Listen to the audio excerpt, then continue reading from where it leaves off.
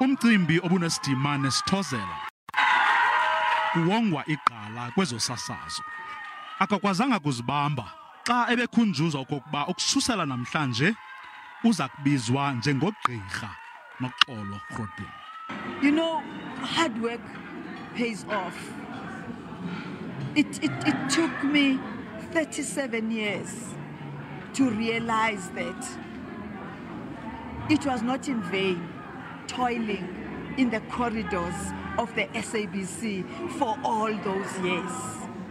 Hard work really pays, but more than anything, dedication, work ethic, having a good work ethic, and respecting umsebenzi wakho Chriselja, it really pays off at the end of the day. Ngeziqhosa sinentetho emnandi siyithethayo sithi umsebenzi lilixa lobomi. Ibiyimincili yodwa kusapho lwakhe, ingakumbi abantwana kwa nabazali bakhe. Ndixabana ngamazwi enowathetha. Kodwa inhliziyo yami iyabonga. Ithi uThixo ngumangaliso. You were there for us. And you taught us, if it doesn't work out, go to. You always told us. iYunivesithi emwongileyo ithi.